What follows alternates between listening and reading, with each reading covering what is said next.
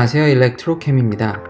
오늘은 테슬라의 자율주행의 레벨에 대해서 한번 다시 알아보겠습니다. 요즘 이 맵이 매우 핫해져서 다시 다루게 됐는데요. 이 데이터를 믿지 않으시는 분들도 꽤 계시더라고요. 그래서 왜 테슬라가 이렇게 낮게, 거의 꼴찌에서 한 두 번째 정도인데요, 이렇게 낮게 평가받는지에 대해서 이야기해 드리려고 합니다. 이건 내비견트 리서치 리더라는 그냥 마케팅 회사에서 한 건데요. 웨이모가 거의 최고죠. 다른 이 부분들은 모르겠습니다만, 제가 공부해본 바로는 테슬라는 현재 평가잣대로는 이 꼴찌에서 두 번째가 맞을 수밖에 없습니다. 자율주행차를 만들면은 기업이 어떤 자율주행차를 만들었다고 해서 그걸 시장에 함부로 풀 수 없지 않습니까? 제대로 작동하는지, 혹은 그것이 어떤 문제를 일으키는지 아는지, 이건 굉장히 엄청난 기술의 진보이기 때문에 사회적 파장이 엄청 큽니다. 그렇다 보니까 정부에서 직접적으로 이 자율주행 기술이 제대로 도는지 확인하는 룰들이 있습니다. 기준이 있고, 또한 자동차 회사들도 갑자기 이걸 배포할 수 없기 때문에 테스트를 해야 되지 않습니까? 더구나 실제로 이게 제대로 공도에서 작동하는지 테스트를 해야 되는데, 이 테스트를 하기 위해서는 퍼밋이 필요합니다. 그리고 이런 법 제정이나 이런 거에 있어서 캘리포니아 주 정부가 굉장히 앞서가는 편이고요. 이유는 테슬라나 구글, 웨이모, 이거 다 전부 실리콘밸리에서 튀어나오는 회사들이기 때문에 캘리포니아가 굉장히 이거에 대해서 법 제정이 잘 되어 있습니다. 지금 테슬라는 이 캘리포니아 주 정부와 이제 긴밀히 이제 평가를 받는데요. 사실 이 평가에서 테슬라의 평가는 거의 꼴찌입니다. 꼴찌여서 저게 전 프로그램이 그렇게 된 겁니다. 그러니까 이게 핵심적인 결론입니다. 그러니까 현재 주정부의 어떤 기준을 통과를 못 시키고 있습니다. 그거에 대해서 차차 지금 뒤로 다 얘기를 하려고 합니다. 4월 기사에서는 테슬라의 비에클은 레벨 2지 레벨 4도 아니다라고 아주 규격을 짓고 있죠. 여기서 중요한 사실은 이 SA라는 규격입니다. 그러니까 자율주행을 구현할 때 레벨 0부터 레벨 5까지 이렇게 나눠놨는데요. 이걸 누가 만들었냐? 미국 중앙정부의 교통안전국이라고 할까요? US Transportation에서 Department of Transportation에서 이 규격을 제정했습니다. 여러 유명 교수들과 학계에 인정받는 사람들을 모아서 중앙정부가 앞으로 이런 것들이 일어날 거니까 미리 우리가 이런 것들을 대비해야 되기 때문에 정확한 규격을 만들고 이렇게 하면은 좋겠다라고 다 제정을 해놨습니다. 이 문제는 테슬라가 이거를 거의 이 레벨 2 수준밖에 만족을 시키지 못하기 때문에 지금 평가가 바닥인 겁니다. SA 규격에서는 0부터 5가 있는데요.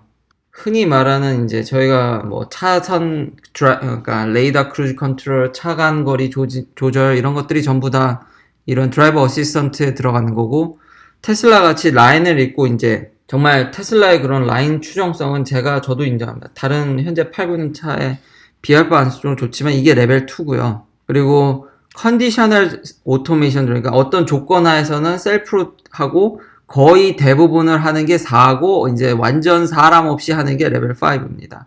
이 또한 SA 규격이라고 쉽게 구글링을 하시면요, 미국 중앙정부에서 다 만들어 놨기 때문에 쉽게 어떤 세부 조건을 만족해야 되는지가 다 오픈되어 있습니다.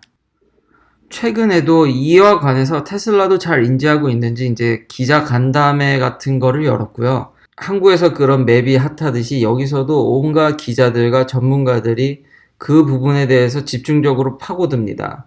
그리고 제가 전 영상에도 말씀드렸듯이 상위 그룹은 전부 라이다를 쓰는데 테슬라는 라이다를 쓰고 있지 않거든요. 저는 이런 뉴스 기사들도 다 오픈되어 있는데 이걸 읽어보면서 참 도움이 많이 됐습니다.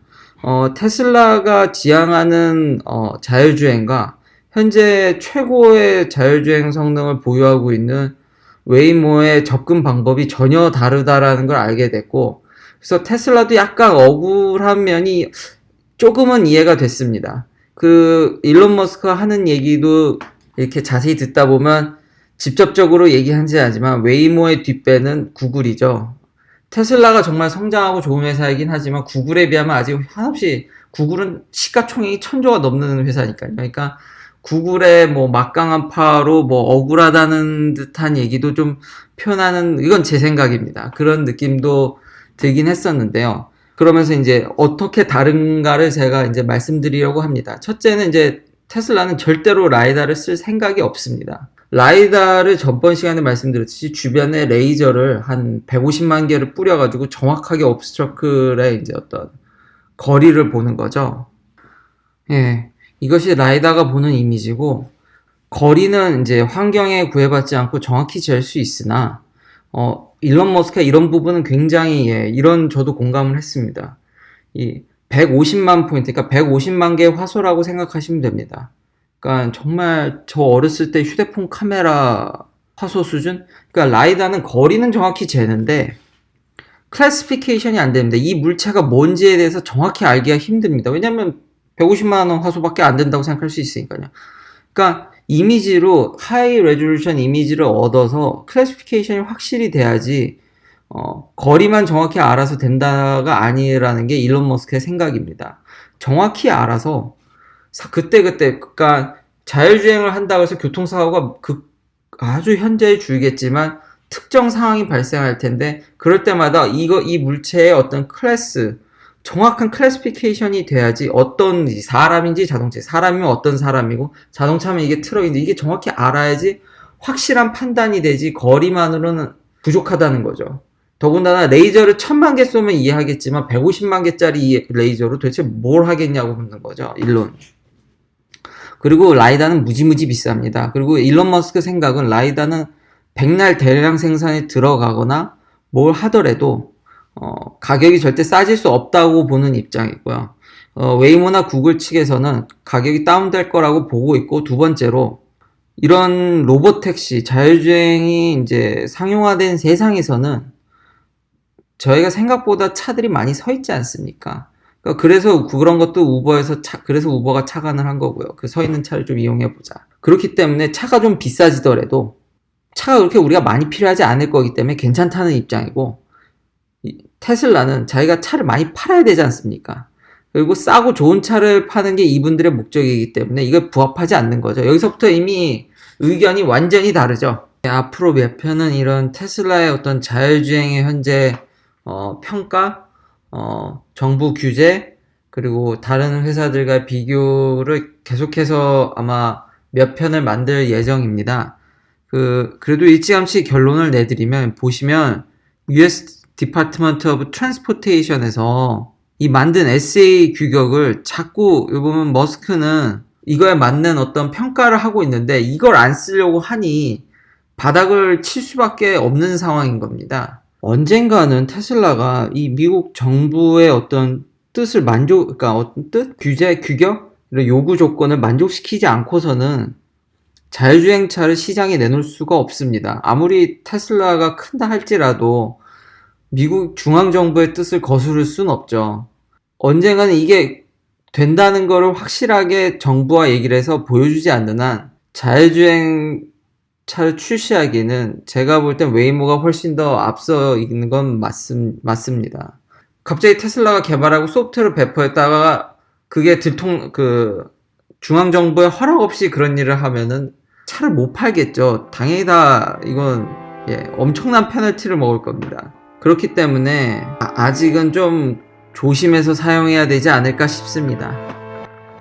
시청해주셔서 감사합니다. 구독 꼭 부탁드립니다.